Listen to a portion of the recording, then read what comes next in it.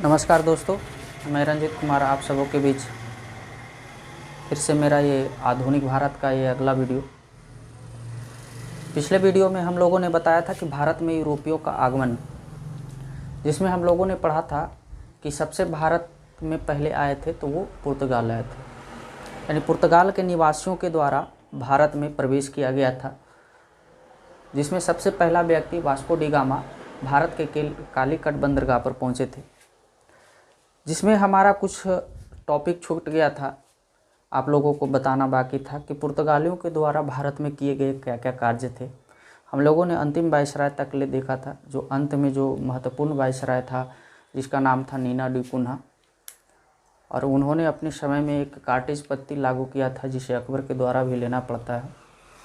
अब हम लोग देखेंगे क्या कि पुर्तगालियों के द्वारा भारत में किए गए कार्य।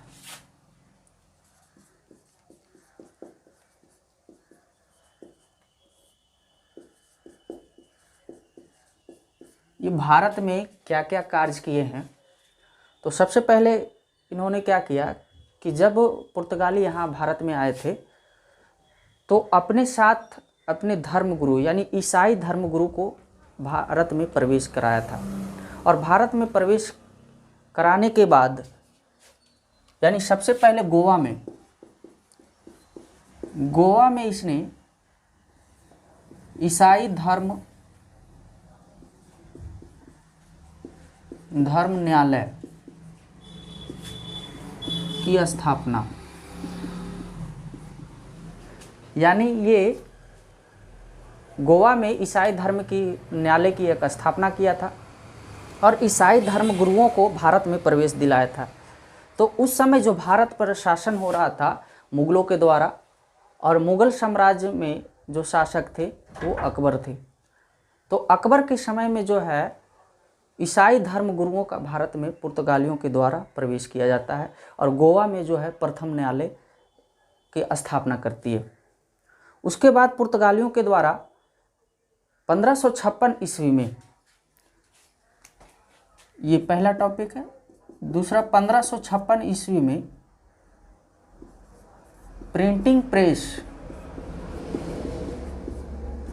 भारत में प्रथम बार जो है प्रिंटिंग प्रेस स्थापित करने का श्रेय पुर्तगालियों को जाता है। यानी इस प्रकार से भारत में जो है पहले पेपर की छपाई नहीं होती थी, तो पुर्तगालियों के द्वारा प्रिंटिंग प्रेस की स्थापना की गई। उसके बाद जहाज निर्माण,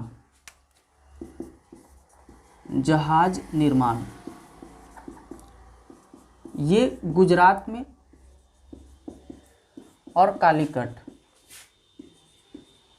जहां प्रथम बार वास्को डी गामा भारत में प्रवेश किया था, तो पुर्तगालियों के द्वारा भारत में प्रथम बार जहाज निर्माण का कारखाना खोला गया। और ये कहाँ खोला गया था, तो गुजरात और कालीकट में खोला गया था। उसके बाद पुर्तगालियों के द्वारा स्थापत्य कला के क्षेत्र में, स्थापत्य कला कहने का मतलब है कि हमने ईसा पूर्व के समय में पढ़ा होगा, कनिष्क के शासन काल में, तो उस समय गंधार कला, मथुरा कला विकसित हुआ था। तो जो स्थापत्य कला यानी किसी भी स्थानों पर जो है किसी चीज़ का निर्माण करना, मूर्ति का निर्माण करना, तो ये स्थापत्य कला के अंतर्गत आता है। तो पुर्तगालियों के द्वारा भारत में स्थापत्य कला के क्षेत्र में एक कला विकसित किया था जिसका नाम था गोथिक कला। यानी गोथिक कला का निर्माण करने का श्रेय किससे जाता है, तो पुर्तगालियों को जाता है। उसके बाद पुर्तगालियों ने यहाँ पहली बार तंबाकू की खेती शुरू की थी। यानी तंबाकू की खेती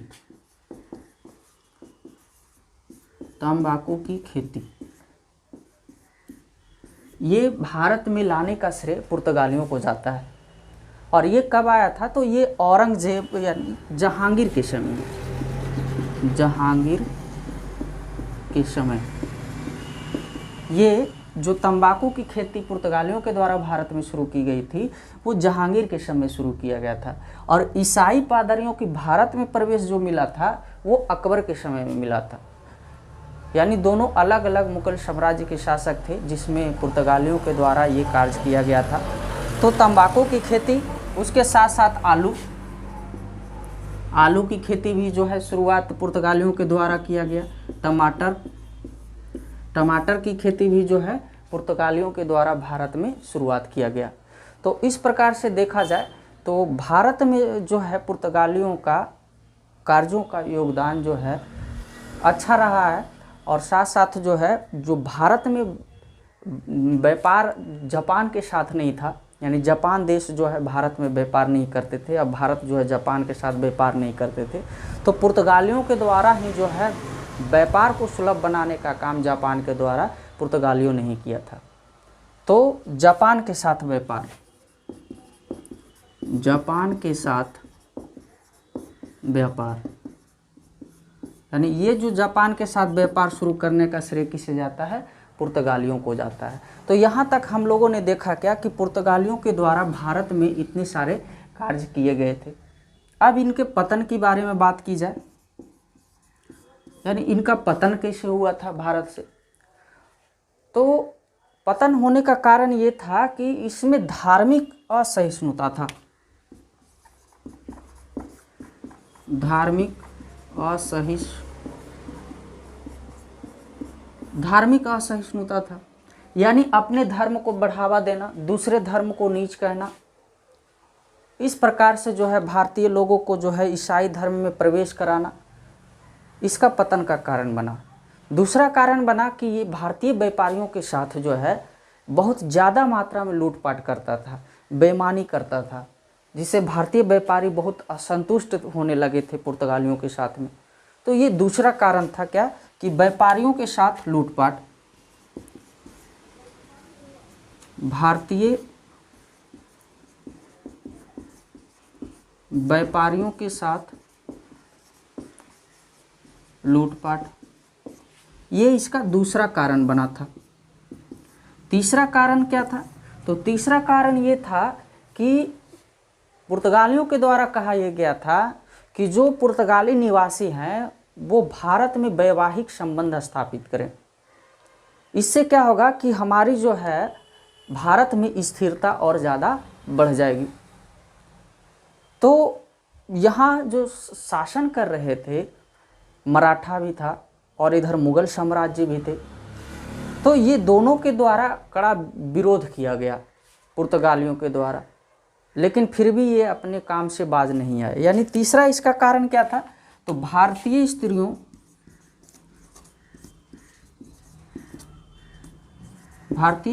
के साथ वैवाहिक संबंध, ये तीसरा पतन का कारण इसका बना था।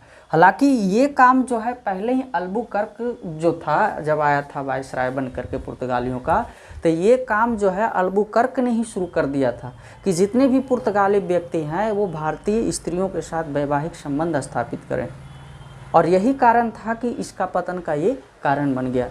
लेकिन आगे चल करके हुआ क्या कि 1632 ईस्वी में शाहजहां के द्वारा हुगली से पुर्तगालियों को भगाया गया।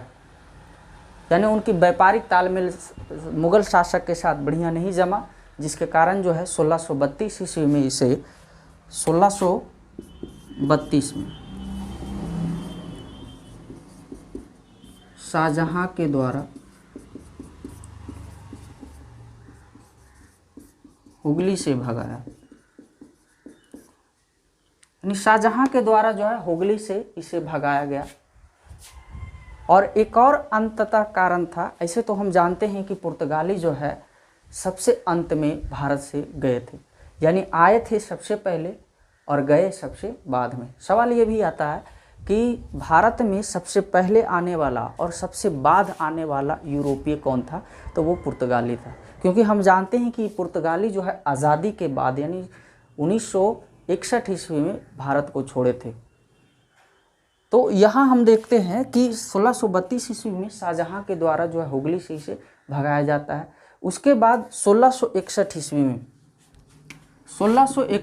में होता है क्या कि एक पुर्तगाली राजकुमारी होती है जिसका नाम होता है कैथरीन। पुर्तगाली राजकुमारी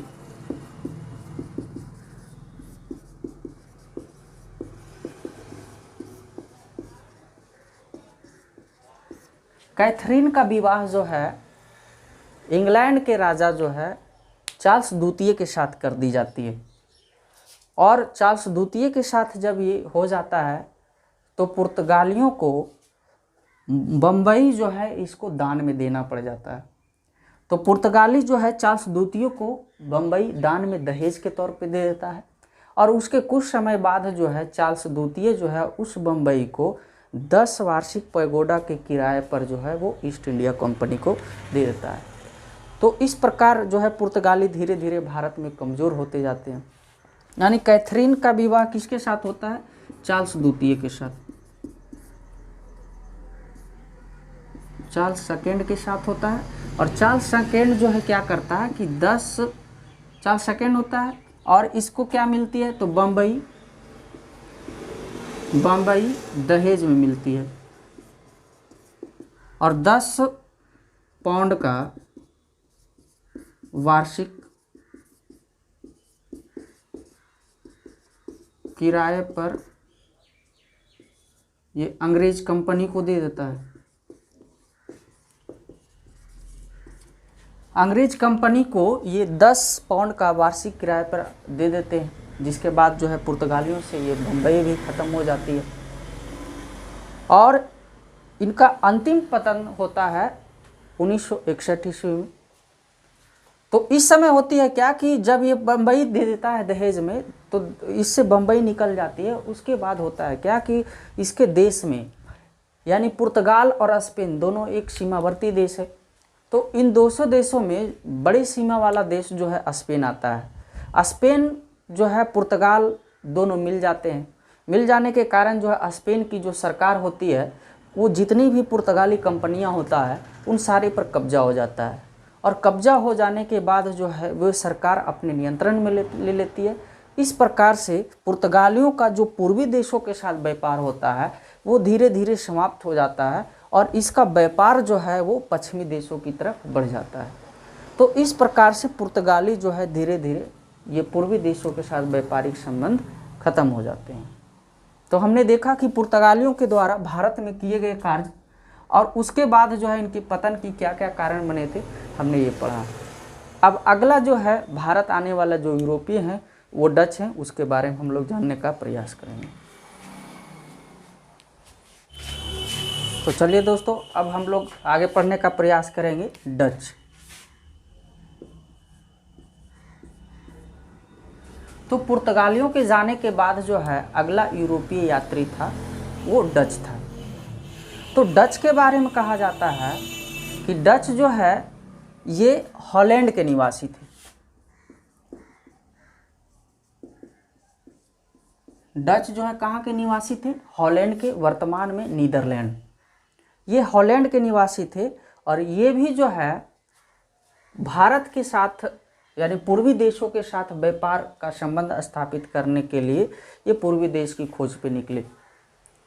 तो 1596 ईस्वी में एक डच यात्री था जिसका नाम था कार्नेलिस डी हाउटमैन। 1596 कार्नेलिस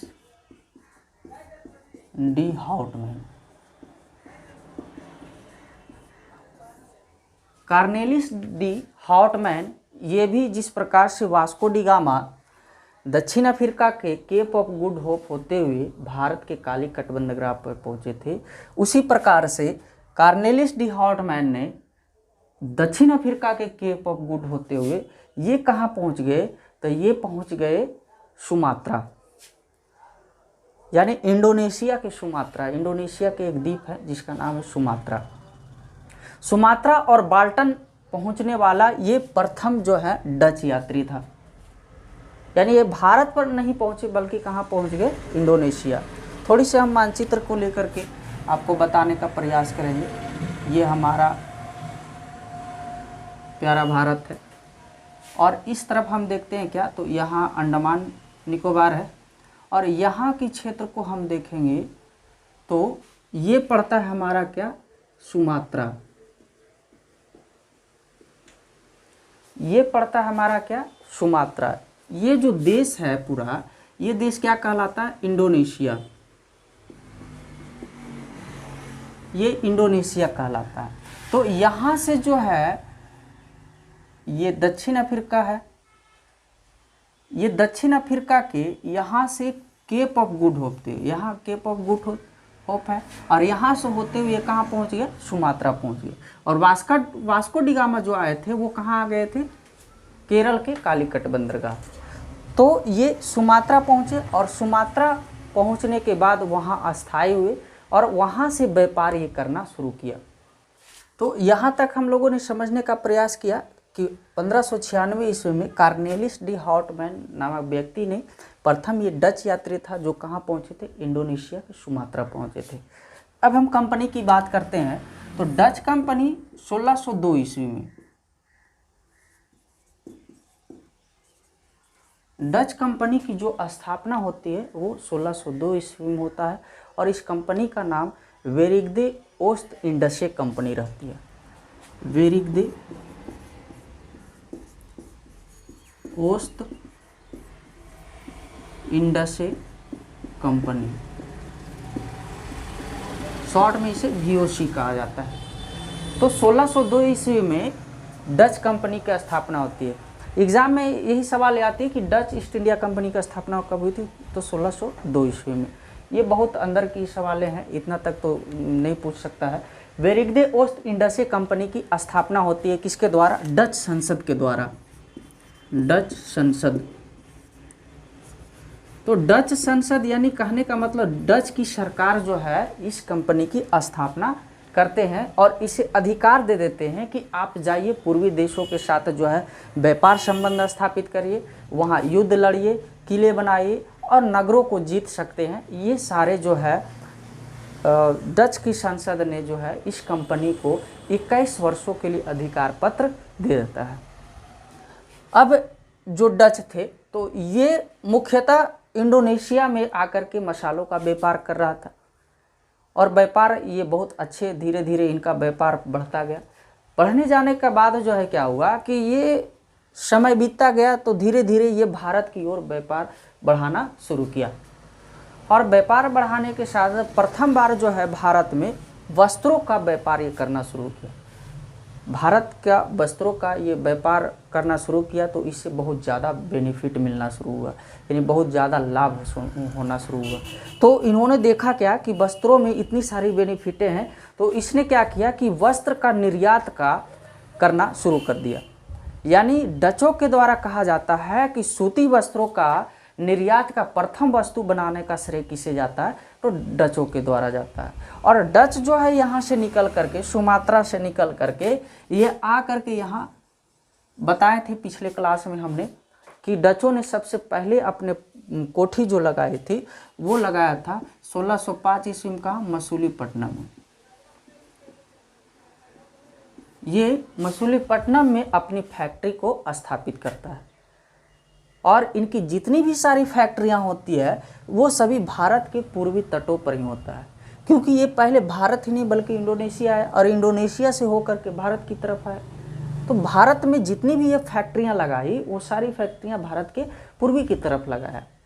हालांकि भारत में बहुत ज़्यादा इसकी फैक्ट्रियां विकसित की थी, जैसे हमारे बिहार के पटना में भी इन्होंने फैक्ट्री 1632 ईस्वी में लगाने का प्रयास किया, बंगाल में लगाए, कासिम बाज़ार में इन्होंने लगाया, गुजरात में लगाया, कोच्चिन में लगाए, तो पुलिकट में लगाए। तो बहुत सारे ऐसी जगह थी जिन्होंने डचों ने अपना भारत में व्यापारिक कोठी स्थापित करने का काम किया।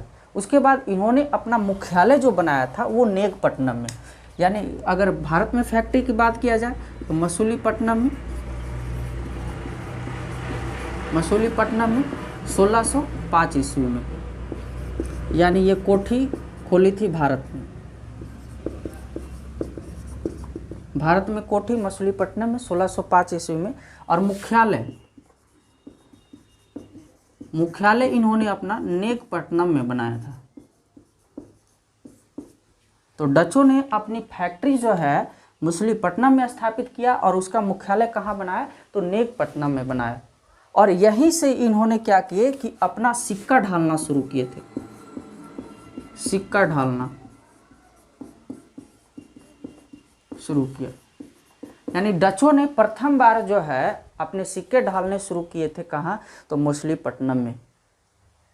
इस प्रकार से धीरे धीरे डच जो है पुलिकट पर भी अधिकार कर लिया और अधिकार करके जो है वहाँ व्यापार संबंधी स्थापित करना शुरू किए। और 1619 ईस्वी में 1619 में जकार्ता, जानते हैं इंडोनेशिया की राजधानी है जकार्ता, वहाँ जीता, जकार्ता को जीता और यहाँ इसको जीत करके यहाँ बैक्ट्रिया नामक नगर की स्थापना किया। बैक्ट्रिया नगर, बैक्ट्रिया नगर नामक जो है ये जकार्ता में एक नगर का स्थापना किया था। उसके बाद 1641 ईस्वी में मलक्का पर और 1658 ईस्वी में श्रीलंका पर अधिकार किया था। यानी 1641 में मलक्का और 1658 में ये श्रीलंका पर अधिकार कर लिया, जो कि पूर्व में श्रीलंका पर अधिकार पुर्तगालियों का था। तो इस श्रीलंका से जो है पुर्तगालियों को भगाया और श्रीलंका पर अपना अधिकार शासन कर लिया। तो धीरे धीरे इनका जो है विस्तृत क्षेत्रों का विस्तृत होना शुरू हुआ था। लेकिन इनमें एक कमी थी, कमी ये थी कि जो डच की सरकार थी वो उसका नियंत्रण, डच कंपनियों का नियंत्रण खुद करता था। यानी जो डच कंपनी थे वो खुद से किसी प्रकार से जो है विस्तार नहीं कर पाता था। यानी डच सरकार से जब ऑर्डर होती थी तभी जो है ये अपनी कंपनियां का स्थापित कर पाता था, जिसके कारण था कि डच का पतन का ये मुख्य कारण बना था। डच सरकार उतना मदद भी नहीं कर पाता था। तो इस प्रकार से डचों ने 1658 ईस्वी में श्रीलंका को जीता और वहाँ से पुर्तगालियों को भगाया। उसके बाद भारत में इसका व्यापार में कहा जाए तो भारत में जो है पुर्तगालियों का व्यापार सूती वस्त्र, नील और सोरा, ये जो है व्यापार करते थे। और ये नील सोरा तो जानते हैं बिहार में होता था, बिहार से इसकी जो है सबसे ज़्यादा उत्पादन करके ले जाते थे। तो मुख्य रूप से भारत में जो डच व्यापार करते थे वो सूती वस्त्र का, नील का और सोरा का व्यापार किया करते थे। इन्होंने पुलिकट में